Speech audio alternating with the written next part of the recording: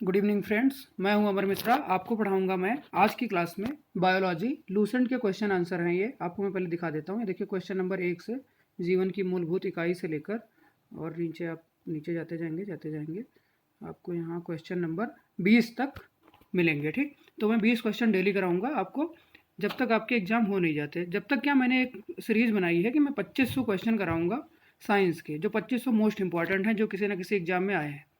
2500 question मैं science के कराऊंगा यहाँ पर, जिससे क्या होगा कि आप लोगों को पूरा साइंस आप लोग का तैयार हो जाएगा, एक रिवीजन हो जाएगा। उसके बाद में मैं मतलब डेली आपको वीडियोस कराता रहूँगा, थ्योरी क्लासेस के भी। तो टाइम ना ख़राब करते हुए शुरू कर देते हैं। पहले मैं थोड़ा बहुत अपने बारे में बता दूँ। मेरा नाम अमर मिश्रा है। मैं अभी CRPF SI में हूँ। मेरा उत्तर प्रदेश SI में भी सिलेक्शन हुआ है।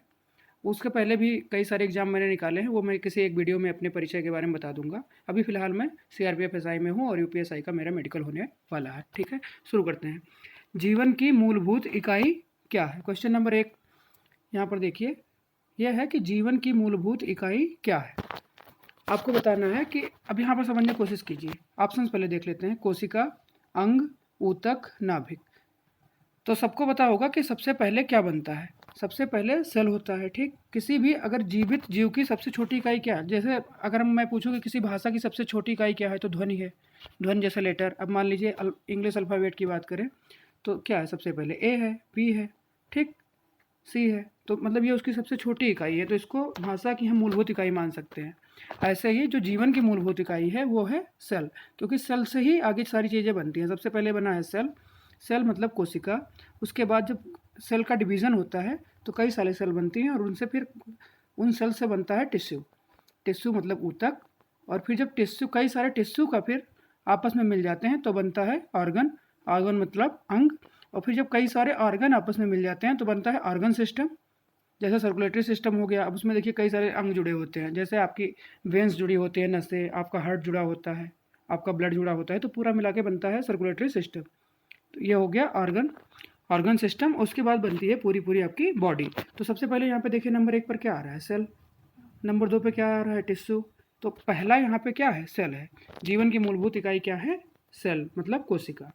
ठीक, तो पहले क्वेश्चन का आंसर यहाँ पे ए सही हो जाएगा। जिन्होंने भी ए सही किया है उनका सही है। ये क्वेश्चन देखिए RRB NTPC 2016 में आ चुका है। ठीक है, क्वेश्चन नंबर 2 देखते हैं अब इसके आगे। क्वेश्चन नंबर 2 पढ़ेंगे। कोशिका के बारे में निम्न में से कौन सा कथन सही नहीं है। यहाँ पर देखिए, कोशिका के बारे में निम्न में से कौन सा कथन सही नहीं है। सभी कथनों को पढ़ लेते हैं एक एक करके। पहला कथन है, कोशिका के आकार और अमाप।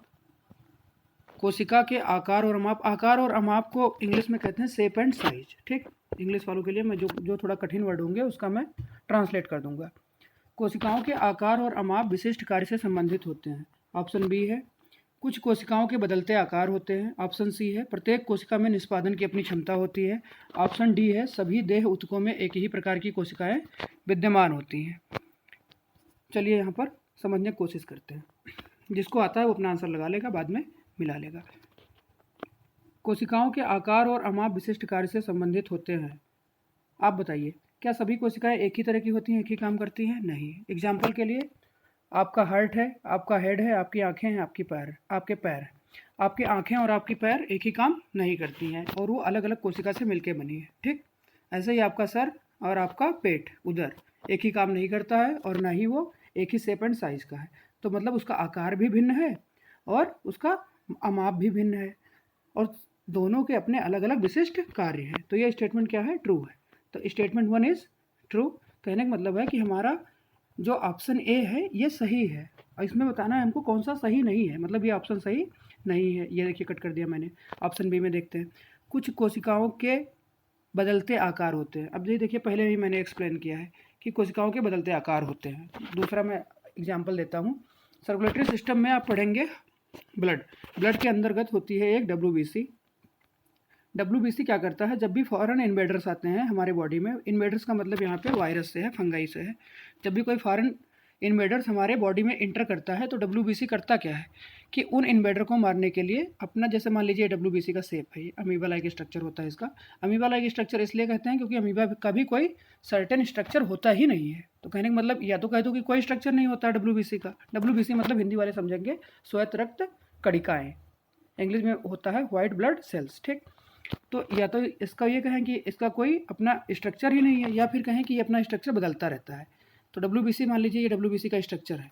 जैसे ही मान लीजिए मैंने यहाँ पे आ गया कोरोना वायरस, यहाँ पे कोरोना वायरस आ रहा है। डब्ल्यूबीसी क्या करेगा, अपना आकार बदलेगा और चारों तरफ से इसको अपने अंदर ले लेगा। उसके बाद इसके अंदर होती है एसिड, वो एसिड क्या करती है, बॉडी का टेम्परेचर बढ़ाती है और इनको गला देती है। कई बार क्या होता है कि हमारी डब्ल्यूबीसी, या फिर लोग कहते नहीं कि तुम्हारी रोग प्रतिरोधक क्षमता कम है, तो वो इनको नहीं गला पाती हैं, तो आदमी बीमार हो जाता है।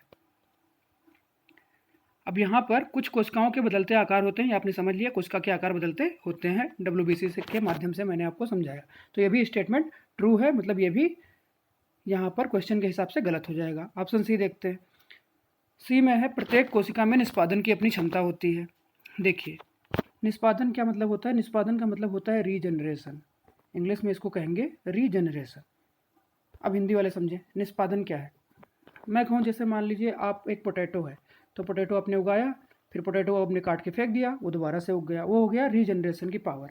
अब जैसे ह्यूमन बॉडी में क्या है, मतलब एनिमल्स में, ह्यूमन बॉडी क्या है एनिमल्स में, ह्यूमन बॉडी में सबसे ज़्यादा जो हमारी किडनी है, मतलब लीवर है, वो लीवर में रीजनरेशन पावर सबसे ज़्यादा होती है। मतलब लीवर का, इसीलिए लोग लीवर देखो दान कर देते हैं, थोड़ा सा लीवर का पार्ट दान कर दिए, मतलब लीवर की सेल्स दान करते हैं, तो वो अपने आप फिर रीजनरेट करके बढ़ा लेता है। ऐसे सबसे कम किस में होती है, जो न्यूरॉन सेल्स होती हैं। न्यूरॉन सेल किसकी होती हैं, ब्रेन की। तो होता सब में है, किसी में कम किसी में ज़्यादा। तो प्रत्येक कोशिका में निष्पादन की अपनी क्षमता होती है। ये भी स्टेटमेंट क्या है, ट्रू है। तो इस क्वेश्चन में बताना है कौन सा गलत है, तो गलत हो जाएगा ऑप्शन डी, मतलब दूसरे क्वेश्चन का सही आंसर है डी। अब डी को भी हम समझ लेते हैं। सभी देह ऊतक में एक ही प्रकार की कोशिकाएं विद्यमान है। देखिए बहुत ही गलत है, आप पढ़ के ही समझ गए होंगे। सभी देह ऊतक में एक ही प्रकार की कोशिकाएं कैसे हो सकते हैं? क्या आपका सर, आपके हाथ, आपके पैर, आपका मुंह, आपके गाल, आपके आँख एक ही तरह है? नहीं, सर आपका कठोर है, गाल आपके नरम है, आँखें आपकी बहुत ही संवेदनशील हैं, सब अलग अलग हैं, सबके अलग अलग काम है। तो सभी देह ऊतक में एक ही प्रकार की कोशिका ना होकर के विशिष्ट कोशिका होती है।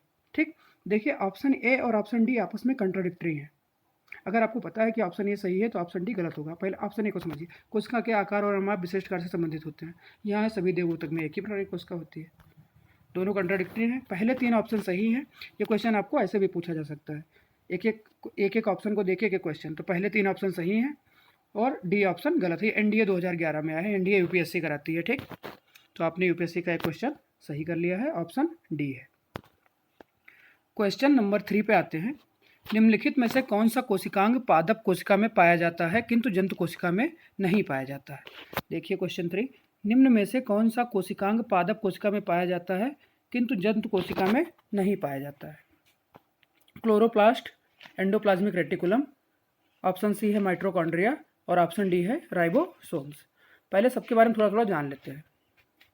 देखिए क्लोरोप्लास्ट क्या होता है, आपने हिंदी में पढ़ा होगा लवक, हिंदी में पढ़े होंगे आप लोग लवक, इंग्लिश में कहते हैं इसको प्लास्टिड।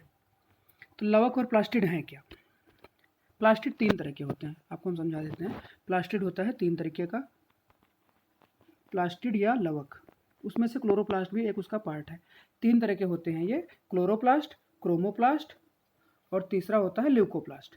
या फिर पहले आप नंबर मतलब एक्सचेंज कर सकते हैं।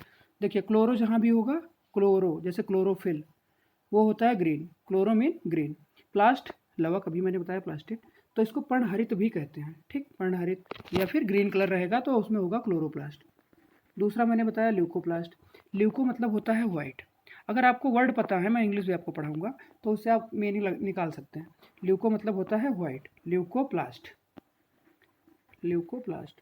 देख कभी कभी क्वेश्चन ये भी आ जाता है कि डब्ल्यूबीसी का नाम क्या होता है, तो देखो डब्ल्यूबीसी मतलब वाइट, तो आपको अगर वाइट पता है किसके मतलब होता है तो हम निकाल लेंगे। ल्यूको मतलब होता है वाइट, तो वो क्या हो जाएगा ल्यूकोसाइट्स, और साइट्स की इंग्लिश होती है सेल, तो ल्यूकोसाइट्स। ठीक, श्वेत रक्त कणिकाएं। वैसे यहाँ पे ल्यूकोप्लास्ट मतलब जो सफ़ेद होंगे, श्वेत।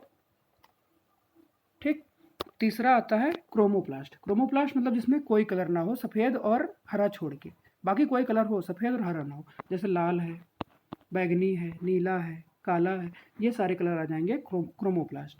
ठीक, इसको कहते हैं अवर्णक, मतलब जिसमें कोई भी वर्ण नहीं है, जिसमें कोई भी रंग नहीं है। तो क्लोरोप्लास्ट क्या ह्यूमन बींग्स के अंदर होता है? क्या आपका ऐसा है कि हाथ पीले हैं, आँख नीली है, गला काला है, मुंह हरा हो गया, ऐसा नहीं है ना। क्लोरोप्लास्ट सिर्फ जंतु कोशिका में पाया जाता है, ठीक है, सॉरी, जंतु कोशिका में नहीं पाया जाता है, सिर्फ प्लांट्स में पाया जाता है। तो यहाँ पे सही आंसर हो जाएगा आपका ऑप्शन ए क्लोरोप्लास्ट। बाकी ऑप्शन भी हम देख लेते हैं। दूसरा ऑप्शन आप यहाँ पे देखिए, दूसरा ऑप्शन है option B endoplasmic reticulum. Endoplasmic reticulum कई बच्चे होंगे जो पहली बार सुन रहे होंगे, मैं उनके लिए थोड़ा सा जल्दी जल्दी बता देता हूँ। एंडोप्लाज्मिक रेटिकुलम क्या है? एक हिंदी में कहते हैं इसको अंतः प्रद्रवी जालिका, प्रजालिका, ठीक है, ऐसे आप बोल सकते हैं, अंतः प्रद्रवी जालिका। इसके बारे में जल्दी जल्दी समझ लेते हैं, ये होता क्या है। ये सेल मेम्ब्रेन और न्यूक्लियस मेम्ब्रेन में एक नेटवर्क होती है। जैसे मान लीजिए एक सेल है, ठीक, इसके अंदर बहुत सारी चीज़ें होंगी, माइट्रोकॉन्ड्रिया हो गया, राइबोसोम हो गए, गोल्जी बॉडी हो गई, ठीक, ये सारी बहुत सारी चीज़ें, न्यूक्लियस है। इसके बीच में फिर जो सेल मेम्ब्रेन होती है, मेम्ब्रेन मतलब ऐसे ऐसे झिल्ली झिल्ली टाइप का होता है, ये सेल मेम्ब्रेन होगी, और एक होगी फिर सेल मेम्ब्रेन तो पूरे में भरी रहेगी मेम्ब्रेन, उसके बीच में भी होगा ये न्यूक्लियस मेम्ब्रेन, और सेल मेम्ब्रेन और न्यूक्लियस मेम्ब्रेन के में भी एक मेम्ब्रेन का नेटवर्क होता है, उसको कहते हैं ER, एंडोप्लाज्मिक रेटिकुलम। समझ गए? सेल मेम्ब्रेन और न्यूक्लियस मेम्ब्रेन के बीच में होती है नेटवर्क्स ऑफ मेम्ब्रेन, जिसको हम कहते हैं एंडोप्लाज्मिक रेटिकुलम। ओके, अब ना इसको समझने की कोशिश करते हैं, इसको किसने बताया था। सबसे पहले इसको ऑब्जर्व किया था गार्नियर सर ने। ऑब्जर्व किसने किया? गार्नियर। नाम से आप याद रखेंगे, जाली, मुंह की जाली हम छुड़ाते हैं किससे? गार्नियर फेस वॉश से, ठीक। तो अंतः प्रद्रवी जालिका ऑब्जर्व किसने किया? गार्नियर ने। सबसे पहले इसको ऑब्जर्व किया गार्नियर ने, लेकिन इसका गार्नियर सर ने जब इसको ऑब्जर्व किया तो इसका नाम एंडोप्लाज्मिक रेटिकुलम नहीं रखा था, उन्होंने इसका नाम रखा था एर्गैस्टोप्लाज्मा, एर्गैस्टोप्लाज्मा। फिर बाद में दूसरे साइंटिस्ट आए जिनका नाम है पॉर्टर, उन्होंने इसका नाम चेंज किया। कौन से साइंटिस्ट आए? पॉर्टर। उन्होंने इसका नाम चेंज करके रख दिया एंडोप्लाज्मिक रेटिकुलम, या फिर शॉर्ट फॉर्म में हम बायो में इसको कहते हैं ER। शॉर्ट फॉर्म में इसका नाम क्या है? ER, ठीक है। तो ये आपने समझ लिया ऑप्शन बी एंडोप्लाज्मिक रेटिकुलम के बारे में। ऑप्शन सी देखते हैं, माइट्रोकॉन्ड्रिया। माइट्रोकॉन्ड्रिया क्या है समझ लेते हैं। माइट्रोकॉन्ड्रिया सब पहली बात दोनों में होती है, एंडोप्लाज्मिक रेटिकुलम भी दोनों में होता है। देखो सेल मेम्ब्रेन तो सेल दोनों में है, तो सेल मेम्ब्रेन भी दोनों में होंगी, तो ये दोनों में होता है। दोनों मतलब प्लांट सेल्स और एनिमल सेल्स। प्लांट, यहाँ पे सेल में लिख देता हूँ, plant cell and animal cell दोनों में होगा, ठीक। ER दोनों में होंगे। दूसरा देखते हैं माइट्रोकॉन्ड्रिया। माइट्रोकॉन्ड्रिया को हम एनर्जी हाउस भी कहते हैं, ठीक, एनर्जी हाउस भी कहते हैं माइट्रोकॉन्ड्रिया को। दूसरी चीज़ माइट्रोकॉन्ड्रिया और क्या है, माइट्रोकॉन्ड्रिया की खोज किसने की? कई बार क्वेश्चन आया है, याद रखेंगे आप। इसकी खोज की थी सर अल्टमैन एंड फ्लेमिंग ने। अल्टमैन एंड फ्लेमिंग मतलब दो व्यक्ति हैं, अल्टमैन एक हैं, दूसरे हैं फ्लेमिंग। इसकी खोज की अल्टमैन और फ्लेमिंग ने। कब की थी? 1890 में। ये क्वेश्चन आया है, मैं जितनी चीज़ें बता रहा हूँ ये अलग अलग एक क्वेश्चन है, आप याद रखेंगे, ऐसा नहीं है कि एक ही है। मैं इसीलिए बता रहा हूँ कि अलग अलग आए हैं। इसको हम लोग पावर हाउस भी कहते हैं। क्यों कहते हैं? क्योंकि ये जितनी भी सेल को ऊर्जा की ज़रूरत होती है वो स्टोर करके रखती है, ये शरीर की ऊर्जा को स्टोर करके रखती है। इसके अंदर क्या होता है? राइबोसोम और DNA भी होता है। माइट्रोकॉन्ड्रिया के अंदर राइबोसोम और DNA भी होता है। राइबोसोम क्या करता है? Protein synthesis. और DNA भी होता है, इसलिए इसको सेमी ऑटोनॉमस बॉडी भी कहते हैं। कई बार क्वेश्चन आया है, NDA में आया है, UPSC में आया है, UP PCS में आया है कि सेमी ऑटोनॉमस सेल कौन सी होती है। तो सेमी ऑटोनॉमस सेल का पार्ट है, ये होता है माइटोकॉन्ड्रिया, ठीक। सेमी ऑटोनॉमस इसीलिए कहते हैं क्योंकि इसके अंदर खुद का राइबोसोम और DNA होता है। समझ गए? अगला देखते हैं, ऑप्शन है राइबोसोम। मैं आपको समझा चुका हूँ कि राइबोसोम क्या कहता है? प्रोटीन सिंथेसिस का काम करता है। तो ये प्रोटीन सिंथेसिस दोनों में होती है, प्लांट और एनिमल। एंडोप्लाज्मिक रेटिकुलम दोनों में होता है, माइट्रोकॉन्ड्रिया दोनों में होता है। जो दोनों में नहीं होता है वो क्लोरोप्लास्ट है, क्लोरोप्लास्ट सिर्फ प्लांट सेल में होता है। तो क्वेश्चन नंबर 3 का सही आंसर हो जाएगा ऑप्शन ए, ठीक। क्वेश्चन नंबर 3 का सही आंसर है ऑप्शन ए। बढ़ते हैं अगले क्वेश्चन पे। जिन्होंने ऑप्शन ए टिक किया था उनका सही है। क्वेश्चन नंबर 4, कोशिका का जीवित अंश, ठीक। क्वेश्चन नंबर 4 रीड करेंगे। कोशिका का जीवित अंश जीवद्रव्य, जीवद्रव्य की इंग्लिश होती है प्रोटोप्लाज्म, प्रोटोप्लाज्म कहलाता है। यह किससे बना होता है? कोशिका का जीवित अंश जीवद्रव्य मतलब जो उसका लिविंग पार्ट है, कोशिका के अंदर जो लिविंग पार्ट है लिक्विड होती है, ठीक बेटा, ये लिक्विड होती है, गाढ़ी गाढ़ी सी लिक्विड होती है कोशिका के अंदर। जब आप माइक्रोस्कोप से देखेंगे तो आपको पता चलेगा। ये किससे बना होता है? केवल कोशिका द्रव्य से, केवल केंद्रक द्रव्य से, या फिर कोशिका द्रव्य और केंद्रक द्रव्य दोनों से, या फिर कोशिका द्रव्य, केंद्रक द्रव्य और अन्य कोशिकांग तीनों से। तो कोशिका का जो जीवित अंश है ये तीनों से बना होता है। देखिए बेटा, जो सेल होती है, मैंने अभी आपको बताया था कि सेल मेम्ब्रेन, ठीक, सेल मेम्ब्रेन क्या है, वो भी जाली टाइप की होती है, लिक्विड होता है। और दूसरा केंद्रक द्रव्य, केंद्रक द्रव्य क्या होता है, सेल के अंदर केंद्रक होता है न्यूक्लियस, तो न्यूक्लियस के अंदर जो लिक्विड होती है उसको केंद्रक द्रव्य कहते हैं। और कोशिकांग, कोशिकांग क्या है, कोशिका के जो पार्ट हैं कोशिकांग, जैसे माइट्रोकॉन्ड्रिया, कोशिका के अंग, देखो इसका जब हम संधि विच्छेद करेंगे तो हो जाएगा कोशिका के अंग, कोशिकांग, ठीक है। तो कोशिकांग भी, कोशिकांग कोशिका में होते हैं, है नहीं है, वो भी जीवित होते हैं। जैसे माइट्रोकॉन्ड्रिया आपका मर गया, मान लीजिए अब मैंने कहा कि आपका माइट्रोकॉन्ड्रिया मर गया, तो आपको अब खाना कौन देगा, मतलब आपकी सेल को खाना कौन देगा, तो वो भी जीवित है। तो आपकी जो जीव द्रव्य है, जो प्रोटोप्लाज्मा है, जो आपको जीवित करके रखता है, उसमें तीनों होते हैं, कोशिका द्रव्य भी होती है, केंद्रक द्रव्य भी होता है और अन्य कोशिकांग भी होते हैं, ठीक। यहाँ पर अब हम आगे बढ़ेंगे क्वेश्चन नंबर 5 पर। तो मतलब क्वेश्चन नंबर 4 का सही आंसर है ऑप्शन डी, कोशिका का जीवित अंश जीव द्रव्य, कोशिका द्रव्य भी है, केंद्रक द्रव्य भी है और अन्य कोशिकांग भी है। ऑप्शन डी, 80% से अधिक कोशिका सेल में पाया जाने वाला पदार्थ क्या है, ठीक, आपको बताना है 80% से अधिक कोशिका में पाया जाने वाला पदार्थ क्या है। प्रोटीन, चर्बी, खनिज, जल। अब आप बताइए, 2-3 ऑप्शन को तो आप ऐसे ही अलग कर सकते हैं। चर्बी, चर्बी ऊपर होती है, ऐसा तो है नहीं कि आपके सर में चर्बी चढ़ गई है ठीक। प्रोटीन, प्रोटीन अलग चीज़ है, प्रोटीन मिनरल भी अलग चीज़ है। जल सब में होता है, अगर कोई भी चीज़ जीवित है तो लगभग उसके अंदर जल की थोड़ी ना थोड़ी मात्रा होगी ही। 80% से अधिक सेल में जल पाया जाता है। तो यहाँ पर क्वेश्चन नंबर 5 का सही आंसर है ऑप्शन डी, जल, ठीक। 80% से अधिक सेल्स में जल पाया जाता है। अगला देखते हैं क्वेश्चन नंबर 6, निम्नलिखित में से कौन से कोशिकाओं में नाभिक नहीं होता है, ठीक है। यहाँ देखिए, पढ़ते हैं क्वेश्चन नंबर 6, निम्नलिखित में से कौन सी कोशिकाओं में नाभिक नहीं होता है। नाभिक मतलब न्यूक्लियस नहीं होता है, ये आपको बताना है। ऑप्शन है, ऑप्शन ए है मूलरूम कोशिका, ठीक। ऑप्शन बी है लाल रक्त कोशिका, लाल रक्त कोशिका को कहते हैं red blood cells. Monocyte, monocyte WBC का पार्ट होता है बेटा, डब्ल्यूबीसी के 5 पार्ट होते हैं, ठीक, हम आगे पढ़ाएंगे। और ऑप्शन सी है प्लेटलेट, ये भी ब्लड का पार्ट होता है, प्लेटलेट्स। तो मूलरूम कोशिका, प्लेटलेट्स और मोनोसाइट तीनों में न्यूक्लियस होता है, आरबीसी में नहीं होता। आरबीसी मतलब लाल रक्त कोशिका में न्यूक्लियस नहीं होता है, ठीक है। और दूसरी चीज़, ऐसा क्यों नहीं होता है, इसका भी रीज़न है, क्योंकि आपने पढ़ा होगा कि जो हमारी आरबीसीज हैं ये सबसे छोटी हैं सेल्स में। आरबीसी क्या है, सेल्स में सबसे छोटा है। और इसका एक्सेप्शन भी है कि नाभिक में तो नहीं होता। अब मान लो मैं कहूँ कि मैंने अभी आपको बताया कि लाल रक्त कोशिका जो है, रेड ब्लड सेल्स, उसके नाभिक में न्यूक्लियस नहीं होता। ये देखिए, मान लीजिए आरबीसी है, ये आपकी आरबीसी है, इसके अंतर्गत मैंने कहा ये न्यूक्लियस एब्सेंट है, नहीं है। फिर भी मैं कहूँगा अभी आगे कि न्यूक्लियस है। क्यों है, सिर्फ 2 एनिमल्स में, उसको आप याद रखेंगे एक्सेप्शन के लिए। एक्सेप्शन में 2 है जिनमें होता है, जिनकी मतलब ब्लड में आरबीसी है, उस आरबीसी में न्यूक्लियस है, उनका नाम है कैमल और दूसरा है लामा, ठीक। कैमल और लामा याद रखेंगे कि किन 2 एनिमल्स में आरबीसी में होता है, ठीक।